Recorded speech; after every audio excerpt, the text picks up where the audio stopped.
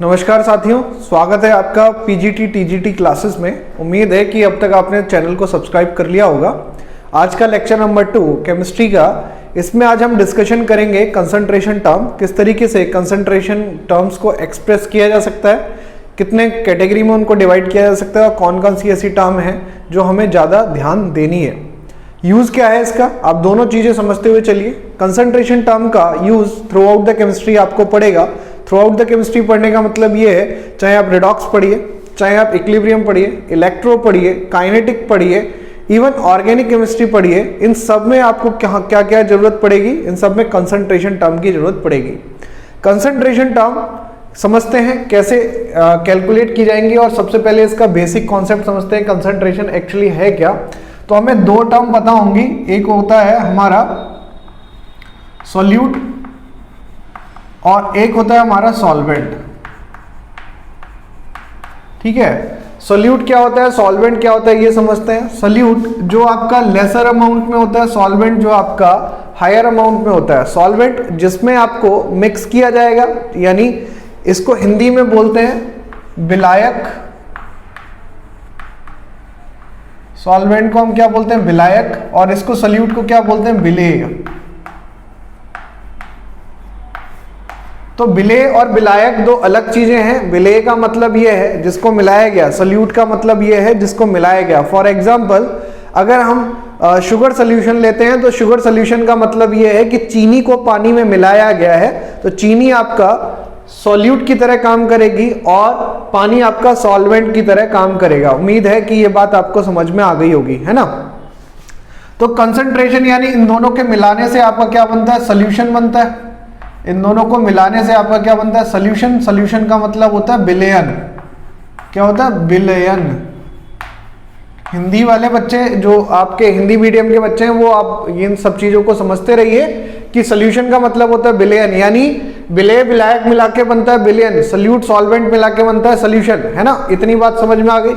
तो हमें जो डिफाइन करना है वो है हमारा कंसंट्रेशन टर्म। कंसंट्रेशन टर्म को डिफाइन करने के लिए हम एक्चुअली में एक रेशियो कैलकुलेट करते हैं। That ratio is known as concentration term. Ratio किसका होता है, आपका सॉल्यूट का पार्ट ऊपर होगा डिवाइडेड बाय सॉल्यूशन का पार्ट नीचे होगा। इन जनरल हमें यही फॉर्मूला यूज करना होता है, सॉल्यूट अपॉन सॉल्यूशन। ठीक है, बात समझ में आ गई। अब इसी सॉल्यूट अपॉन सॉल्यूशन को डिफाइन करने के अलग अलग तरीके हैं, इन्हीं तरीके को आज हमें डिस्कशन करना है। तो सबसे पहले हम समझते हैं कंसंट्रेशन टर्म। आइए कंसंट्रेशन टर्म लिख लेते हैं कि क्या क्या होंगी। कंसंट्रेशन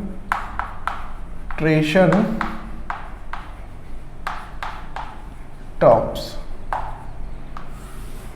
तो कंसंट्रेशन टर्म को बेसिकली दो पार्ट में डिवाइड करेंगे। कितने पार्ट में बेटा, दो पार्ट में। तो इन दोनों को आप लिखते जाइएगा अपनी कॉपी में अच्छे से, बढ़िया तरीके से। तो दो पार्ट में हम इनको डिवाइड करेंगे। एक होगी हमारी वॉल्यूम बेसिस, वॉल्यूम बेसिस। दूसरी हमारी होगी आपकी मास बेसिस। क्या होगी, मास बेसिस। ठीक है, तो दो टर्म हो गई हमारे पास, एक हो गई वॉल्यूम बेसिस, एक हो गई मास बेसिस। वॉल्यूम बेसिस टर्म का मतलब यह है कि इसका जो डिनोमिनेटर वाला पार्ट है, डिनोमिनेटर वाला पार्ट का जो हम कैलकुलेशन करेंगे वो वॉल्यूम में करेंगे। वॉल्यूम इन द सेंस कि इसकी यूनिट क्या लेंगे बेटा, हम या तो लीटर लेंगे, या मीटर क्यूब लेंगे, या ml लेंगे, डेसीमीटर क्यूब लेंगे।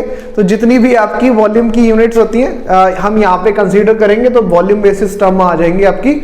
मास बेसिस टर्म का मतलब ये है कि जो भी आपकी कंसंट्रेशन टर्म्स होंगी उसका जो डिनोमिनेटर वाला पार्ट है वो आपको क्या होगा, मास क्वांटिटी को डिफाइन करेगा, यानी ग्राम में हो सकता है, किलोग्राम में हो सकता है। इस तरीके से उसकी वैल्यू हम यहाँ पे लेंगे।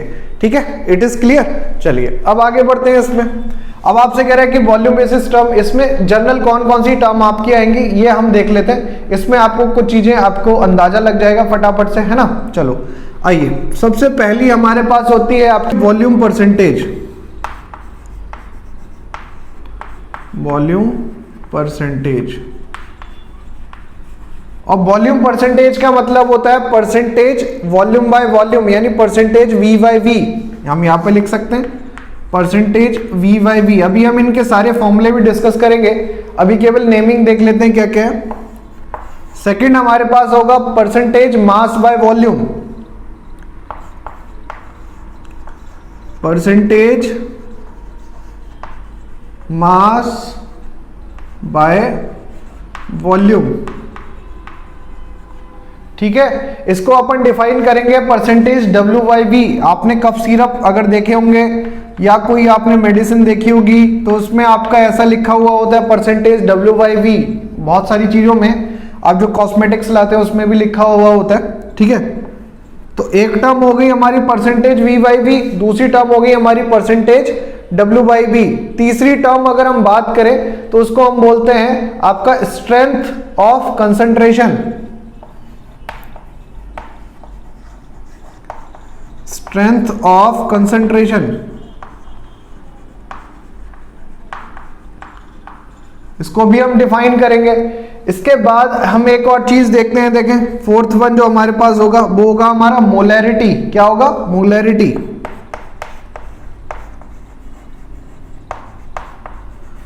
इसको हम बोलते हैं कैपिटल M, मोलैरिटी। एक और होगा हमारे पास, 5 टर्म आ गई इसके अंदर, इसको हम बोलते हैं नॉर्मेलिटी।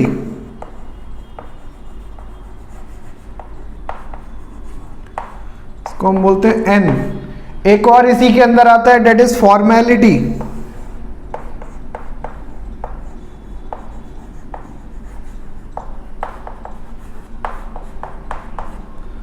ठीक है, तो ये कुछ टर्म हो गई जो आपकी वॉल्यूम बेसिस टर्म हो गई, यानी ये किस पे डिपेंड करेंगी? वॉल्यूम पे डिपेंड करेंगे। इसमें मेरे को लगता है कि किसी को कोई परेशानी होनी नहीं चाहिए, अगर है तो प्लीज बता दीजिएगा, ठीक है। लेट मी नो भैया, मुझे पता होना चाहिए, अधिकार है मेरे को पता होने का कि आपको समझ आ रहा है या नहीं आ रहा। अगर आपको समझ आ रहा है तो कमेंट सेक्शन में लिखिएगा और चैनल को सब्सक्राइब करना मत भूलिएगा, ठीक है। इसके बाद हम बात करते हैं आपकी अगली टर्म जिसको हम बोलते हैं मास बेसिस टर्म। मास बेसिस टर्म में देखते हैं जो पहली टर्म हमारे पास मास बेसिस की आएगी that is mass percentage, mass percentage. इस मास परसेंटेज में अगर हम इसको लिखें तो इसको लिखते हैं परसेंटेज W बाय W,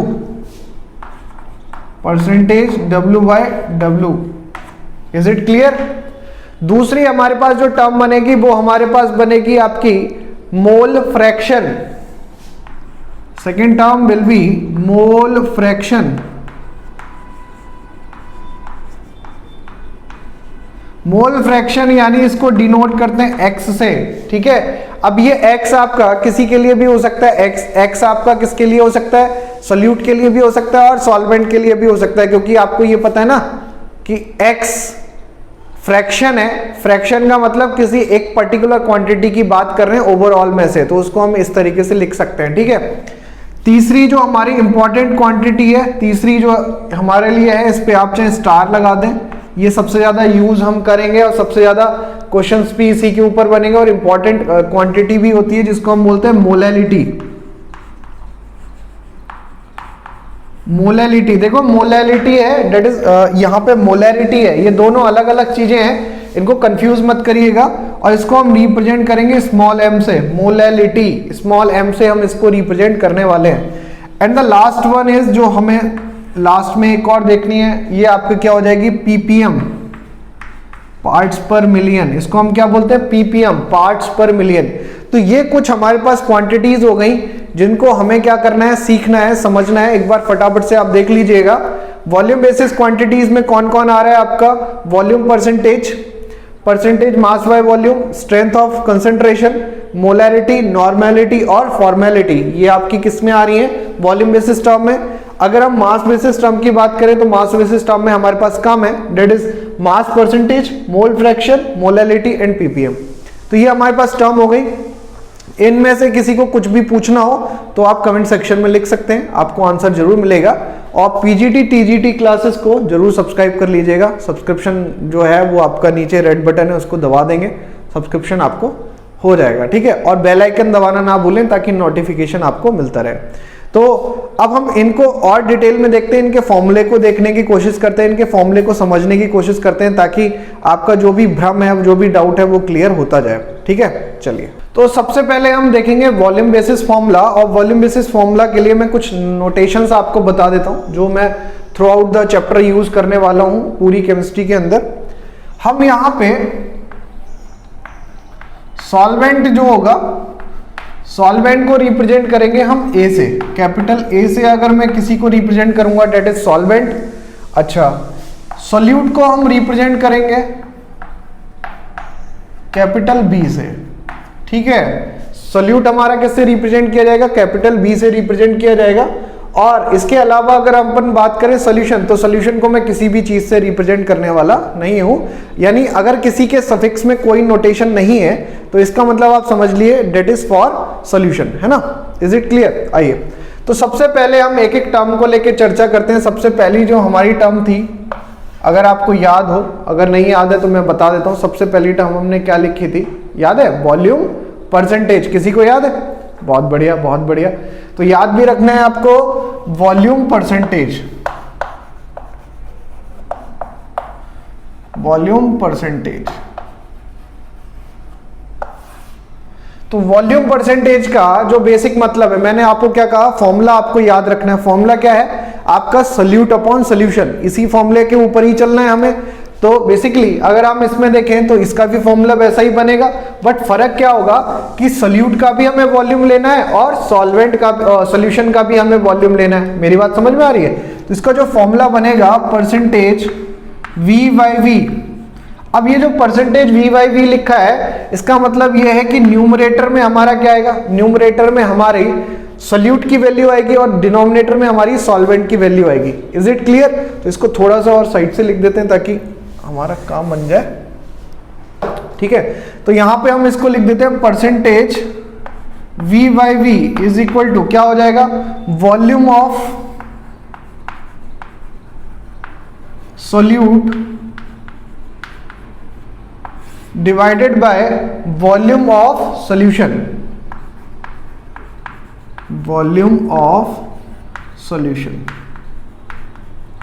तो ये तो आपका फ्रैक्शन हो गया, but we need to calculate percentage. हमें कैलकुलेट क्या करनी है? परसेंटेज।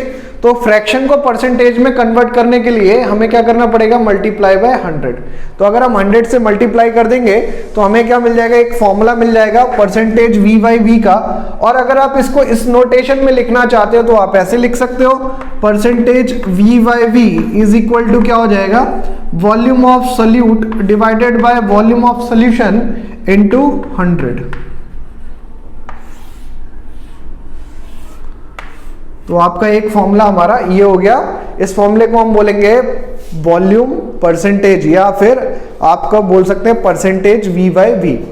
अगला जो हमारे पास फॉर्मूला था, अगर आपने लिखी हो टर्म, तो सेकंड टर्म हमारे पास क्या थी? आइए उसको भी हम यहां पे लिख लेते हैं। सेकंड टर्म हमारे पास थी percentage mass by volume, percentage mass by volume. ठीक है, और इस परसेंटेज मास बाय वॉल्यूम को हम डिफाइन करते हैं किससे? इसमें आपको शायद पता होगा, परसेंटेज W बाई V हमने लिखवाया भी था। अगर आपको याद है तो बहुत बढ़िया, नहीं याद है तो कोई बात नहीं, इतने तो भूल जाते हैं हम 5-5 मिनट में। बट उम्मीद है क्योंकि आप सब लोग एग्जाम देने आ रहे हैं टीचिंग का, है ना, प्रोफेसर बनेंगे, लेक्चरर बनेंगे, टीचर बनेंगे, तो ये सारी चीजें आपको याद होनी चाहिए। तो परसेंटेज W बाई V, इसका फॉर्मूला अगर अपन एक्सप्रेस करेंगे तो हमें सिंपली क्या समझना है? Solute upon solution. तो यहां पे भी आपका क्या आ जाएगा?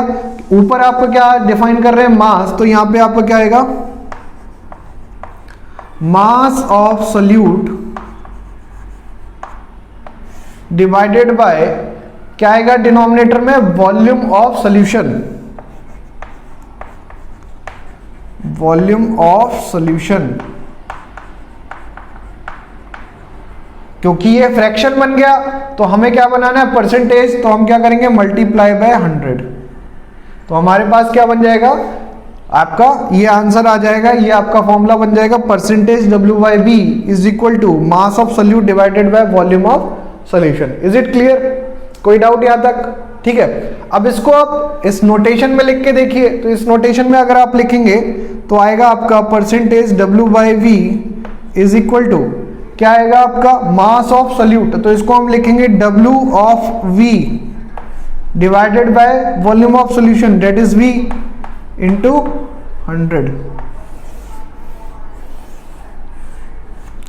तो ये आपका फॉर्मूला हो गया।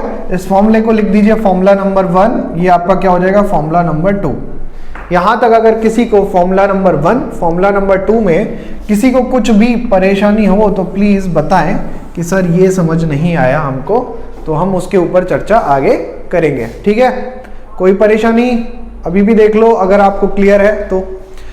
अब इसके बाद हमारे पास आगे की टर्म आएंगी। वॉल्यूम परसेंटेज हमने कर लिया, मास परसेंटेज हमने कर लिया। इसके बाद जो तीसरी टर्म थी वो हमारे पास क्या थी, स्ट्रेंथ ऑफ कंसंट्रेशन। तो थर्ड टर्म हम यहाँ पे लिखेंगे स्ट्रेंथ ऑफ कंसंट्रेशन। आइए अपनी कॉपी में लिखिएगा third term strength of concentration.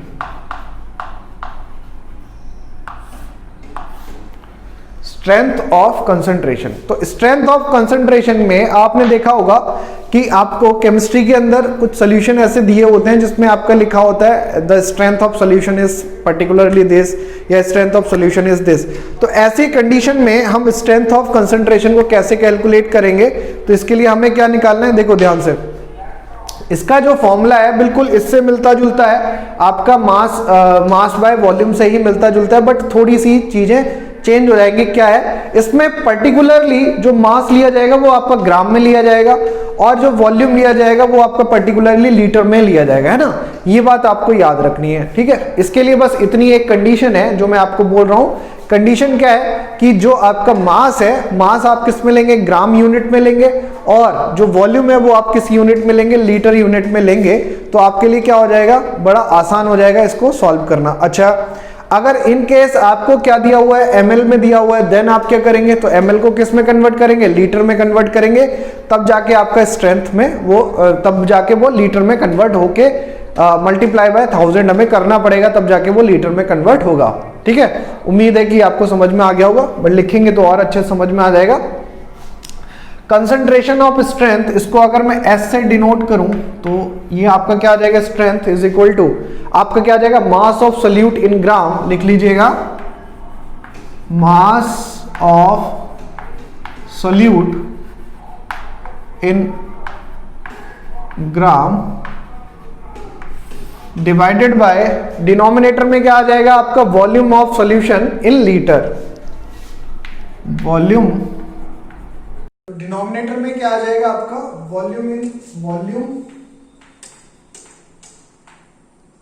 Of solution in litre. तो अगर अब सपोज करो कि आपको वॉल्यूम ऑफ सॉल्यूशन किस में दिया हुआ है, एमएल में दिया हुआ है, देन तब क्या करेंगे आप, तब देखें आप हमारे पास क्या हो जाएगा, WB ये आपको गिवन है ग्राम में, ठीक है, और आपका वॉल्यूम ऑफ सॉल्यूशन गिवन है आपका ml में, तो हम क्या लिखेंगे, वॉल्यूम इन ml।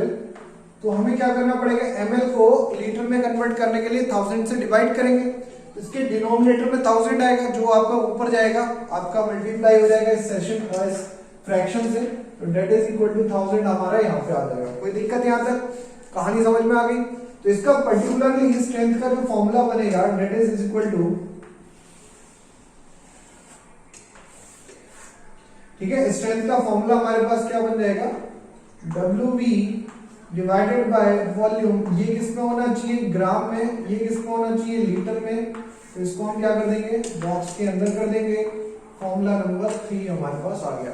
तो यहां तक अगर किसी को कुछ भी समस्या है, कुछ भी पूछना है इस पूरे 3 टॉपिक में, 3 हमने जो कंसंट्रेशन टर्म करी है, that is volume percentage, mass by volume percentage, strength of concentration, इन 3 में किसी को कोई भी समस्या तो प्लीज आप कमेंट सेक्शन में लिख सकते हैं, है ना।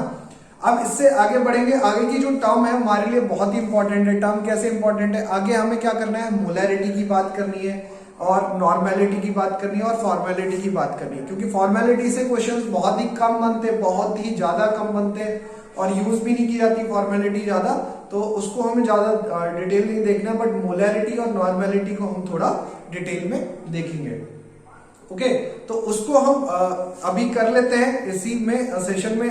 आगे मैं मोलैरिटी और नॉर्मेलिटी को कुछ बेसिक जो उसकी फॉर्मुलेज हैं वो हम यहाँ पे डिस्कस कर लेंगे इस पूरे टॉपिक के अंदर, बट इनका जो डिटेल रिलेशन है या इनके बारे में डिटेल जो क्वेश्चंस हैं वो हम नेक्स्ट लेक्चर के अंदर करेंगे। तो फिलहाल तो अभी हम यहाँ से आगे कंटिन्यू करते हैं।